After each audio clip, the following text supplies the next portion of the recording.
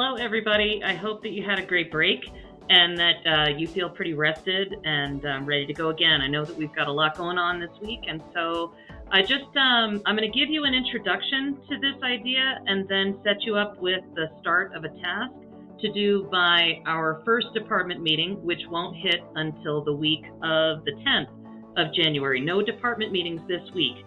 And that's to give you all plenty of time to plan and prepare and do what you need to do to get your own classes going. And then we will resume those meetings. And that's when we will talk about this work that I'm talking about here. So without any further ado, we've got prioritizing and planning.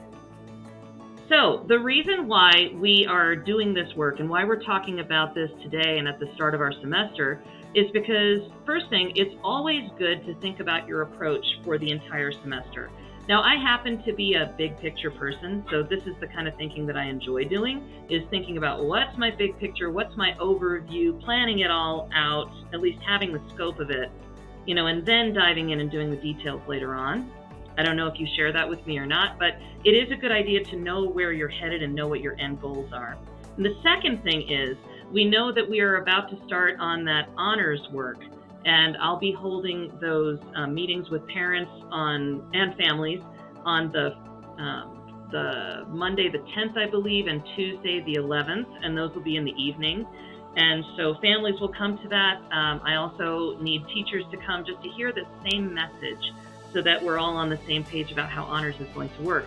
But in order for that to happen, we have to have those student-friendly outlines of courses, and so that's where this work also comes in. So the purpose is twofold. First off, we're going to play a little game, okay? And it's called Fun with Acronyms. I started noticing when I was poking around on a lot of the curriculum sites and in Bridge to Curriculum and stuff, there are so many acronyms, and we know this in education, but I thought, why don't we make it fun, and we'll do it for prizes, okay? So let's see, third place winner, okay, for most creative acronym. Now, do try to keep these, appropriate. Don't do anything like crazy or anything. Make sure that you could say them to like your 93-year-old grandmother and she might giggle, but she wouldn't be offended or shocked. Okay? All right. So third prize, this fabulous pack of binder clips.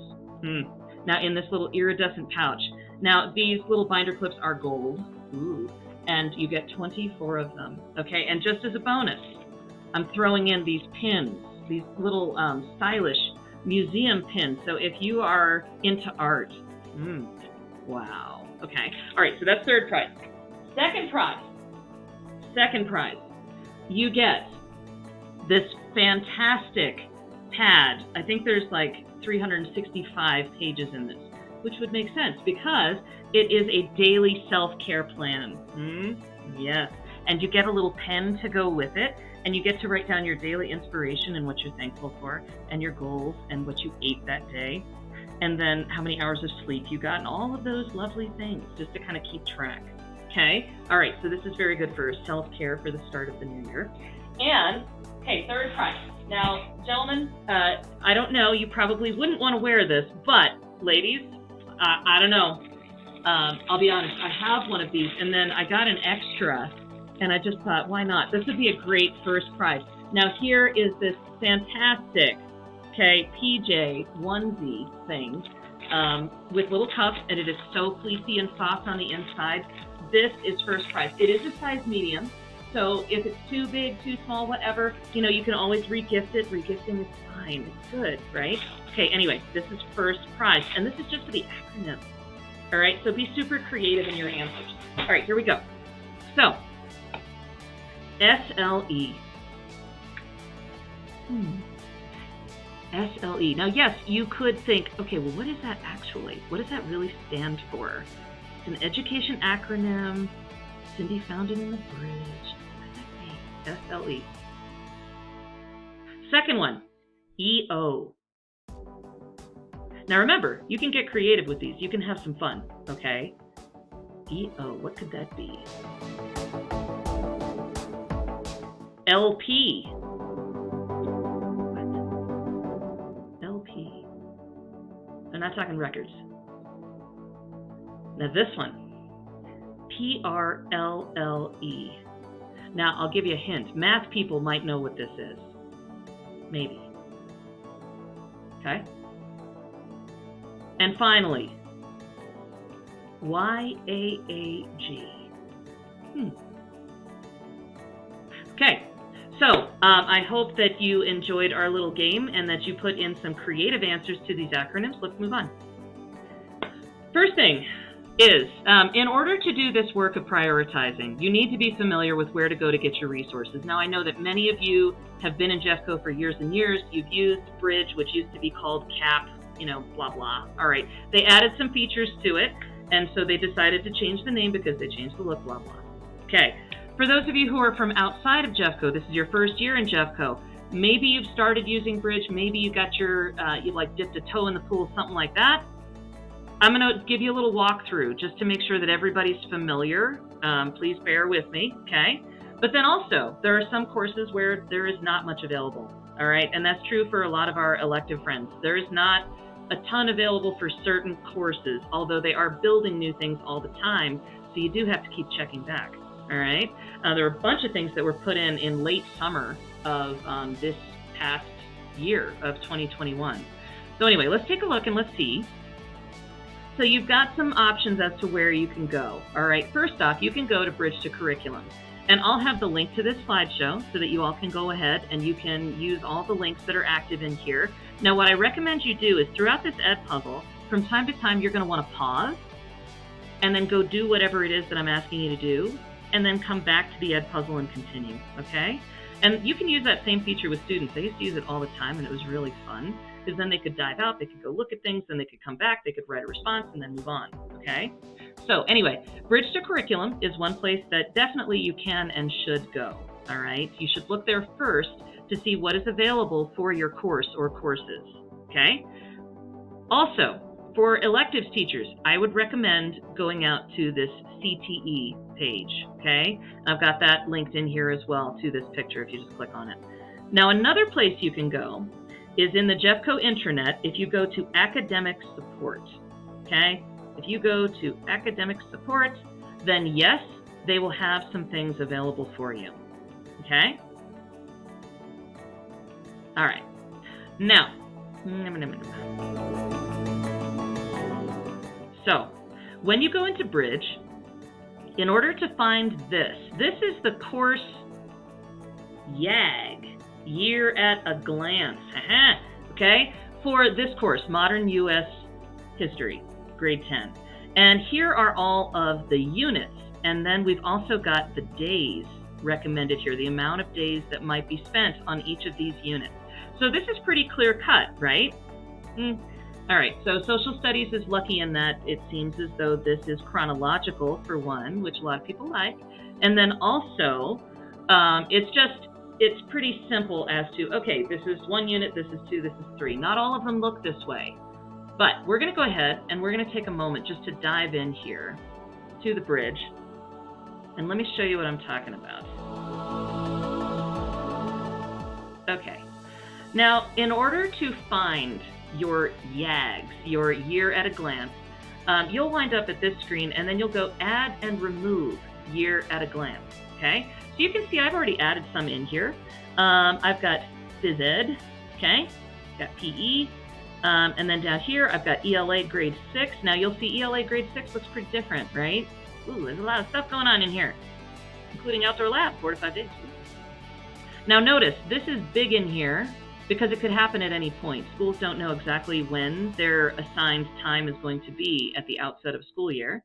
Not right away anyway, so that's why that's in there, is for flexibility. Then we've got Science, okay? Science, grade 6. And then we get to Visual Arts, and we're like, say what? Which one? What? What am I supposed to be doing here? And then it's got 15 to 18 days, 15 to 18 days. Now, grade 6. A lot of this is when 6th grade used to be back with the elementary level, and now it's changed. So actually, it would be Art Explorer. Okay, Art Explorer level 1 would be the first level of art, and then Art Explorer level 2, okay, would apply for middle school. Anywho, we could go on and on with this. Now, let me just show you something real quick. Now, in order to add and remove, now, here are the available years at a glance. I can select my content. These are the ones I've already got on here that I could remove if I wanted to. But if I want to find my course, I could just try the title and see if that'll pop up. Good luck. Or you could filter by content, which might be more helpful to you. Alrighty.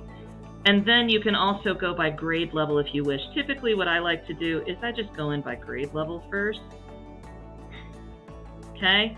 And then I've got these different grade level courses. All right. I've already got modern U.S. history in there. Okay. And so you can kind of see how that works. Now, if I wanted to add something, I would click on the plus sign, and then it would appear in my year-at-a-glance overview that we first saw with all of those different ones shown. Alrighty? So I'm just going to save that. Anywho, so I just wanted to show you that's the basic gist of how that works.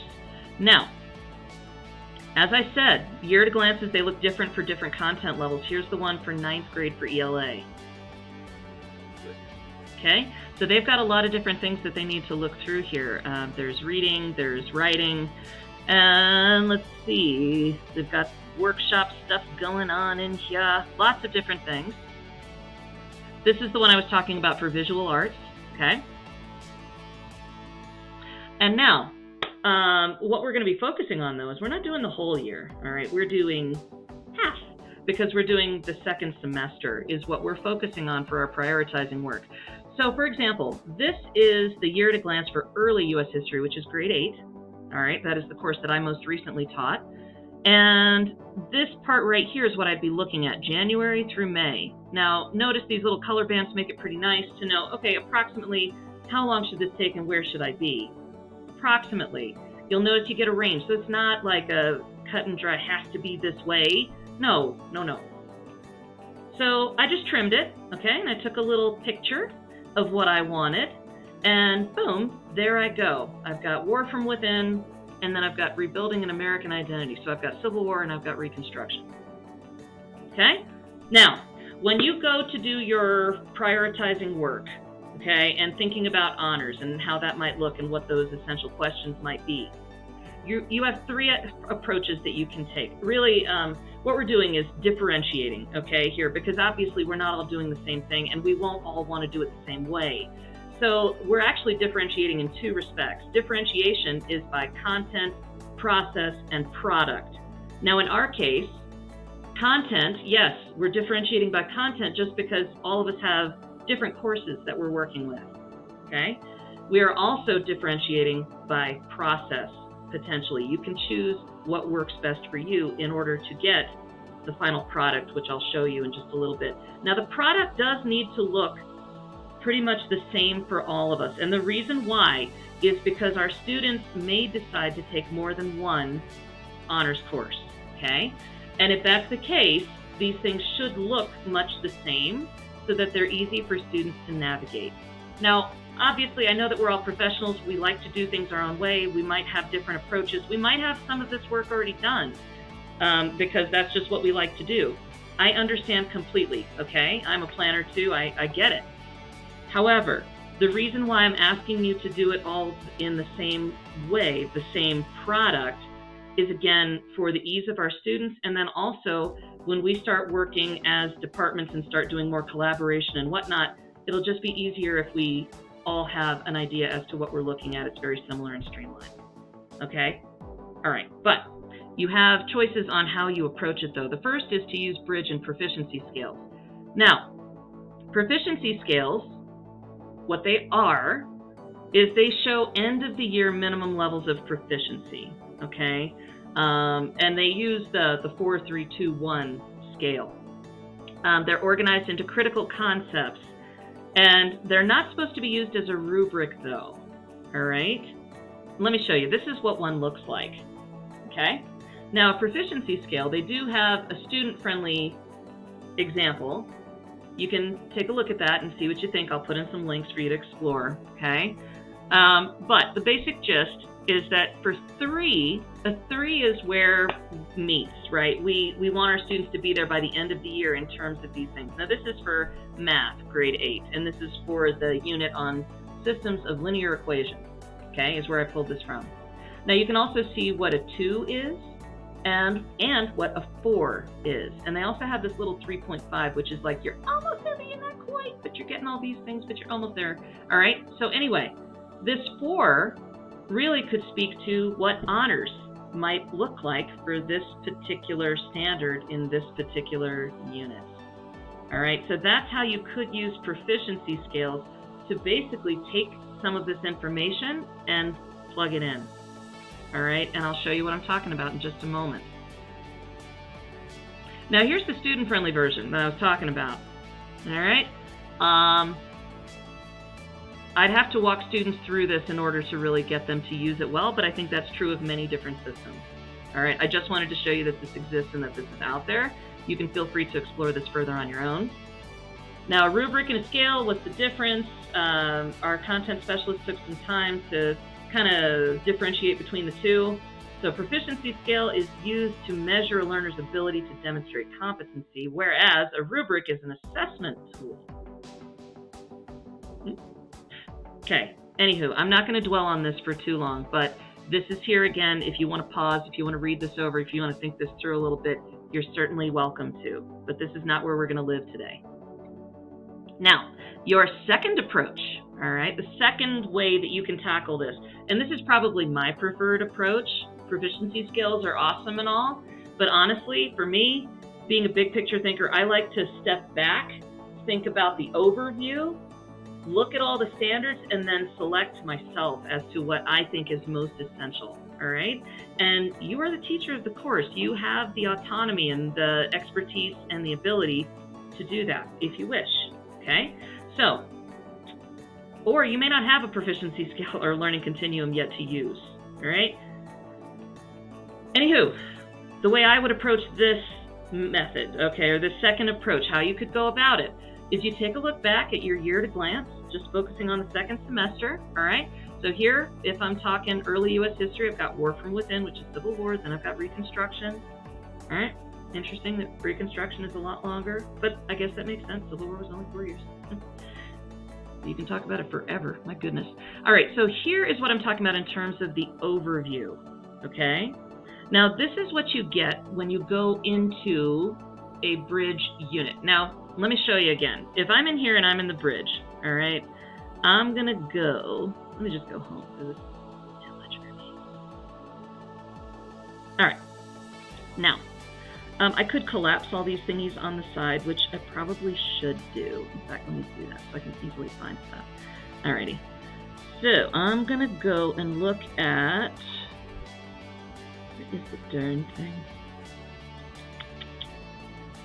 I would say if you see it first, let me know, but that's not going to happen.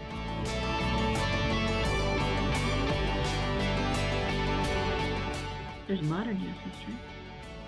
What the heck is it? Did I not add it? Lordy. Okay, I went back and I added it. I found it. So, early U.S. history. Here it is, Revolution through Reconstruction. Wow. And let me click right there on the little book thingy, and this shows me all the evidence outcomes, EOs, right? Ooh. All right, anywho.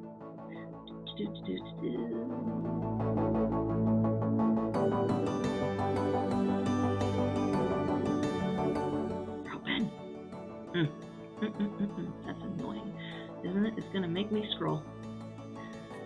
Okay, here we go. So here it is, all right? Now, if I'm going in and I want to look at both of them, right? But let's say if I'm looking at this unit, I can click there. Now that takes me to this page, which gives me my overview. And if you notice, it also gives me this question right here, which I can borrow as an essential question for the unit. Now remember, I was talking about with the honors work, you'll want to give students maybe a set of essential questions that they can look at to design their project around. If I wanted to swipe this one and stick it in and use that, I definitely could. If I want to augment it some because I'm not exactly happy with the question, which I'm not, I could change that as well, okay? Now, in this overview, what you could do is you could go through and you could decide, okay, I'm going to mark this thing up. I'm going to take a look here and go, in this final unit, students are faced with a challenge, blah, blah. Okay, divided by slavery and the political upheaval of war, citizenship and democracy. Ooh, how citizenship and democracy have fluctuated with the inclusion and exclusion of new groups of people. Connection to current times. And then, I'd go through here and I'd mark this up and I'd do some more thinking about it, okay? So that's the gist of that. That's how I would use the overview, is really do some deep thinking on what is that suggesting? What ideas does that make me think of for tasks that I might create for my students or that I might use? And then I jump over here to the standards and think, okay, based on my students and what I know about my students, and I'll talk about that in a moment, I might want to select certain things to focus on. Like, here are my standards, right? Grade level expectation, number 1 for history, GLE, is this. And here are my evidence outcomes. Well, maybe there's 2 evidence outcomes that for my students I feel are most important for me to focus on, such as by the time they leave middle school, I think they ought to be able to write a decent essay, my gosh. And so maybe this would be my focus area, right? And hopefully we would have focused on this maybe in the fall. So maybe for spring semester, this is what I'm really getting after. Okay, and so on. And then I would go through here. Here's the standards for history, for economics, and then I've got civics, and then I've got reading in social studies and writing in social studies. Okay? So, if DBQs are going to be a major focus of mine, document-based questions, sorry to throw out another acronym for you, then maybe I would be wanting to focus on EOH right here, Evidence Outcome H, which is about gathering all that information and synthesizing it and all those fun things. Okay, anyway, you get the point, all right? So you want to spend some time in the bridge, maybe taking a look at that overview, if that is your way forward. Now, as I said, the way I would do it is I would go into the unit overview, look at those standards, look at those evidence outcomes. Here are my standards listed right here. I know they're weirdly numbered. That's just what they are. And then I'm like, but wait a second. They didn't mention speaking at all. The standards don't have public speaking. And I believe speaking is an essential part of being a good historian. So what's up? Come on. Also, what if I don't like their questions? Well, that's where my expertise really factors in, okay? And so just think about it this way. The bridge to curriculum is not meant to be like a concrete bridge, okay? It is flexible, more like this little yogi right here who's doing her, she's doing the bridge pose, actually, okay? Now, and then if you click on this little picture, you can see that here she is. There's bridge pose number 1. You know what's awesome about yoga? See, there she has her little hands up, and I think her head and neck are off the floor a little bit, although she does have a bun, so who knows. I don't see much change between that one and that one, to be honest with you. Up here, her feet are up. Okay, it's just her heels. So you get my drift, all right? Yes, you do have some opportunity for some flexibility here, okay? So, based on your standards, you could decide what evidence outcomes are most important for your students, okay? And you're going to use, or you can use, different pieces of data and information in order to decide what is most important for your students, okay? And then you can start thinking about, well, what sorts of learning experiences do you want to feature for your classes in order to reach these evidence outcomes? Like, this is how you'll know, like, they can do these things, right? Or there's a third approach, okay? If you poke around some more in the bridge, you might find that a plan already exists, and you're like, whoa! Like, for example, for this course, for early U.S. history, they actually now have this whole course plan thing, and I'm like, what? How come they didn't have that when I was teaching this course? But now they do, which is kind of nice. So again, if I take you back here into the bridge, and we take a look, now we've got overview, we've got desired results, right? Now, desired results, that's where it digs in a little more. Now, this is good stuff to read too, and then you've got essential questions that you could kind of take a look through and maybe say, ooh, well, maybe I do this essential question this week, and maybe I do this one this week, and so on, okay? This is what students will be able to do. Here's key terms. I mean, this is good stuff, right, guys? It's important to dig through here, which is why I'm asking you to do that this week in preparation to really putting together your prioritized plan. Assessments. They have assessments in here. They have removed some in recent years that they said, oh, people weren't using this. We took them away. Okay, fine, whatever. Okay, but you can take a look through those. But resources is an especially good place to look. And I will admit, for some courses, there's a lot, and for some, there's nothing. Okay, and I'm sorry, but that is kind of where it's at right now. So, for example, what I found was this planning guide here. This is new, all right? And then they've got the links, and this was just put in here. Wow, it was just updated, right? Put in there in November, actually. Look at that. Planning guide, prioritize standards. Learning targets, my goodness, lots of things. Okay, so these are all things that you could use and pull from. Now, do you have to do it this way? No, okay, but it's always great to have more tools and resources available to you, right? Am I right? I think so. Anyhow. Okay. All right, so if you check under resources, do it, okay? In the bridge unit, see what's out there. Curriculum specialists are adding stuff all the time. I just showed you that planning guide for Unit 4, which actually, I was wrong. It's not August. Maybe it was added then, but it didn't have all that stuff, okay? Now it's got even more. So yay! All right, so go look at that stuff. See what's out there. And then you might say, well, wait a second, this sucks. What about my course? How come there's nothing for me? I went and looked, I paused, I looked. It's a desert in there. What you might want to do is you might want to say, okay, well, that's where I'm going to go ahead and I'm going to jump in and see about maybe the CTE stuff. I'm going to see if there's anything out there for me in terms of these secondary pathways. Like for my type of course, what is there that's available to me that sounds right that maybe I could use? Okay? And if you need additional help finding resources or finding curriculum, please reach out to me and I would be glad to help you search to find whatever it is that you are seeking, okay? Because we don't want anyone just, trying to, grab stuff feverishly from here and there and not having what they need. That's not right, all right?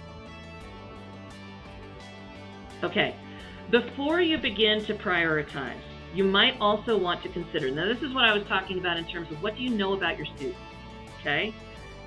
So, what do you know about them? Maybe nothing, because maybe some of them are new to you this semester. That's okay. There are ways to find out things, okay? Consider, you can go and you can take a look at their MAP reports from the winter results, and you can see what they're ready for if you use the Learning Continuum report. I'll show you that in just one sec. You can reflect, if you had them last semester, you can reflect on their past work and learning. You can take a look back and go, how did they do on those different things that are kind of tied to these standards that I was working on? What are they ready for now, okay? Or another thing you can do is you can give a pre-assessment. You can give a pre-assessment on maybe where you want them to be by the end of the semester. Like thinking, okay, by the end of the semester, I want students to be able to do this and do that, and I want them to clearly know this and know that. Great. Design a pre-assessment that's not too long, that maybe will give you a snapshot of what they're ready for now and what direction you can head in to get them to where you want them to be. Now with MAP reports. Okay. With MAP reports, those fun things. All right. Actually, they are quite cool. I kind of like them. You can go to login links. You can go to MAP. Okay, and this is in the Jeffcoat intranet. Love it when it plays with me. Hang on. Sorry, that was very twitchy. That was annoying. All right, and here I am at MAP. And I'm going to go to MAP Growth. Okay, MAP Growth is the little button that I want to push on. And this is cool because even if you didn't have these students last year, this is a good way, or, last semester, this is a good way to find out, well, one, how did they do? Even if you don't teach reading and you don't teach math, you don't teach whatever, this is still good information because these are important basic skills students need in order to be successful in many classes, right? So again, click on this icon, and yes, you can look at these other resources if you wish. There's some pretty cool stuff in there too, but we're not digging in there today. I'm going to keep this short. You can go to MAP Growth Report. And for me, I can see lots of different people. You can't see lots of different people, I don't think. I think you can only see yourselves, but that's okay. I'm going to bypass these other reports, which, yes, there are some pretty cool ones in here too. You can do class breakdown by RIT. That's cool. But no, I'm going to talk to you about Learning Continuum because this kind of shows what students are ready for. All right. So if I choose JRLP, oh, Emily, I'm so sorry. You popped up first, so I'm going to use you. I hope that's okay. All right. Now, what I can do is I can try to find a 10th grade course, all right, that is for this semester. So I believe 012 is fall, and 212 in Emily's case is going to be spring. Now, these are students that maybe she hasn't had a lot of these students before, right? Does she want to know about math? Maybe. Probably more interested in reading at this point. And then we're going to go and we're going to view this report. Now, here we have the three major things that the MAP test looks at in terms of the reading test. We've got literary text, informational, and then vocab, okay? So if I go and I click on one of these down things here, what it's going to tell me is for this RIT score, okay, which is kind of on the lower end, there are no students in here. Phew, okay? However, I can see, oh, there's a student. All right, there's his Lexile range, which is his reading level. You can look up Lexile, and that's kind of cool too. And that'll tell you where students are at in terms of their reading level, how it compares to grade level, all that kind of stuff. Okay, and here's what Isaiah is ready for. Okay, these are some of the things that we could be working on in class that would be great for Isaiah. Now, for the next band, 191 to 200, I've got another student here, Caden. For the next one, there's Tiana. And then for, oh, here's a bunch of them. Now, this can help you with grouping as well, folks. So if you take a look in here and you say, oh, Jaya, Catherine, Olivia, Robert, and Norman are all ready for these things, well, there you go. I mean, that's a group that's ready-made in a sense, right? Anywho, learning continuums can be super interesting for you to take a look at. And you could take a look at different ways. Now, if I'm a social studies teacher, I probably want to look in this informational text area to see where are my students at in terms of informational text and what do we need to do. And notice it changes, okay? So just like we talk about with MTSS, a student is not tier 1, tier 2, tier 3. Well, in here, a student clearly is not just tied to one skill set, right? Their skills are going to be different depending on what the skill actually is. All right, and so on. So you guys get my drift here, I believe. All righty. So that's where you go for map reports and to find some information on students if you are interested in getting a picture before you get going with your task. Now, what I'm asking you to do this week, since we don't have department meetings, is I'm asking you to examine the resources that are available to you for your content. Now, for some of you, you've already done this. You know where everything is. You've done this course before. You've got it, okay? Great. Please maybe just explore on the bridge. Just take a look and see if there's something new that's out there. That would be awesome if you would do that, okay? And then begin your student-friendly quick overview of your course. Let me show you what that's going to look like. Okay, here's how this is going to work. So each of you is going to receive this prioritized learning plan, okay?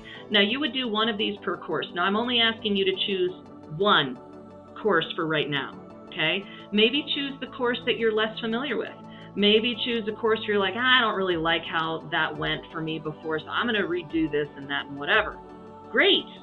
Okay, do something that's going to be helpful to you. So sorry, people trying to reach me. Okay, anyway, so what I'm going to ask you to do is first you're going to type in whatever your course title is, okay, and the grade and the semester, so spring semester, okay? So for me, I might type in early U.S. history. Well, now I've got a stupid alarm going. Stop it! Okay. Wow. Okay. Early U.S. history. And then I'm going to say that is 8th grade. And then this is spring semester that I'm doing this for. Quick overview of the course. Now, this is where I could go and I could grab that year at a glance picture and just pop it in here, which is super simple. You can do your little snippy tools and all that kind of thing if you wish, which makes it nice and easy. Like I grab my little snip here, okay? And then I'd just go to New, and then I would go and get whatever it is that I'm wanting, okay? And then I make a copy of it, which is pretty cool, okay? And I can stick it in this box, or you can do it manually if you wish. You can go up and you can go to Insert Table, and I know that there's just 2 units, so I would type in blah, blah, and blah, blah, and whatever, okay? So you can do that too if you want to. It's totally fine. Whatever works best for you. I swear to God, if they don't stop calling me, I get really irritated. Pardon my language. Okay, anyway, and then for units. Now, the reason why there's 8 of these in here, and you're like, whoa, oh my gosh, is because some courses do have more units and some have fewer. It's just kind of the way it goes, right?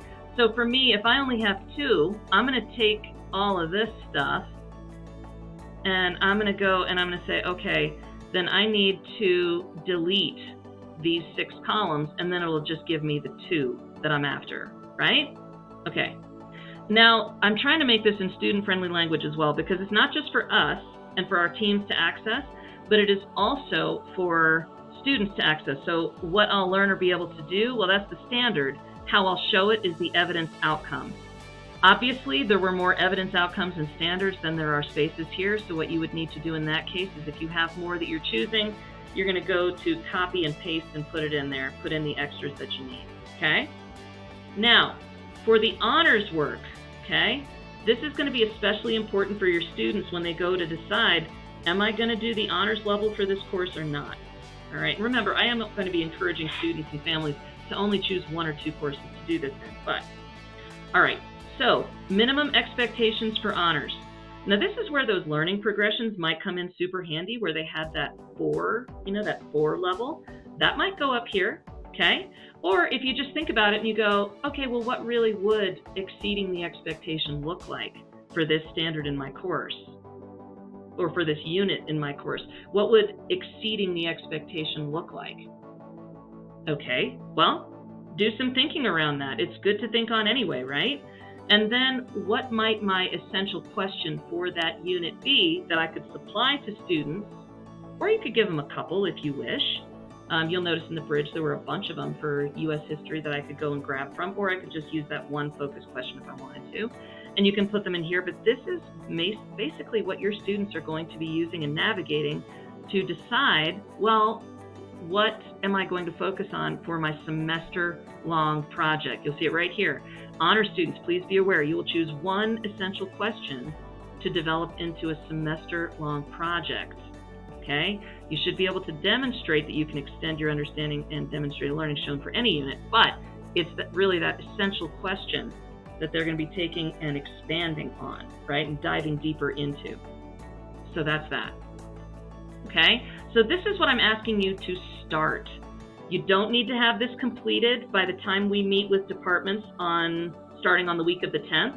I'm just asking that you start it. Maybe get your title typed in here. Maybe go grab your overview. Make sure you've examined your resources so that you're very familiar with what's available to you. And then I can help you if you need more stuff. And then maybe start with the broad plan of, okay, here's what Unit 1 is, here's what Unit 2 is in my course, okay? Maybe I'll start out with Unit 1 and think about prioritizing a few of those standards there, and then I'll leave it. So that then when I get together with my department, then maybe someone else teaches the same course that I do, and we can collaborate and figure this out together, because 2 heads are better than 1, right? Okay? Just something to consider there. But no, you are not expected to have this completed by the time we meet with our department. So, some tips. Start with 1 course. Okay? Yes, you could do this for all of them if you wanted to. It's a great exercise to do, but choose just 1 for now. All right? Choose the one that you know is going to be maybe offered for honors credit. That would be very helpful. Now, also, I will say that yes, if you do have other courses that they're going to be offering the honors credit for, like maybe you teach ELA 9 and ELA 10 and both of them are going to have the honors option, well, I would ask you to complete that 2nd page, okay, for both, but maybe not do all of the prioritizing work for both, if that makes sense, okay? At least not right away, because I know that's a lot. It does take some time. Another tip, work with a colleague who teaches the same course. Maybe during this week, since there are no department meetings and there's very limited meetings after school, maybe plan some time to get together so that you can collaborate. Reach out to your co-teacher. If you are co-teaching with someone, say, you know what, I'm not sure exactly which standards or which evidence outcomes I'd like to prioritize. Hey, can you help me with this? Can you help me think on this? It'd be a great thing to do, okay? A great thing to do together as a team as you're thinking about your students together. All right. So thank you very much for listening to this video, okay? I know it was a bit on the long side. I appreciate you, okay? Reach out and touch me if you need anything, okay? And then if you need some help thinking this through or finding resources, or if you're like, hey, Cindy, I like some aspects of this product, you know, that we're supposed to type everything into, but I'm wondering if maybe this, please reach out and ask, okay? I would be happy to talk to you about it. But this video, your curriculum dig, where you're looking at everything, and a start on your plan is due by the start of your department meeting on the week of the 10th, okay? So that is it, and I hope that you all have a wonderful first week back. Please let me know if you need anything. I am around, and I will see you soon.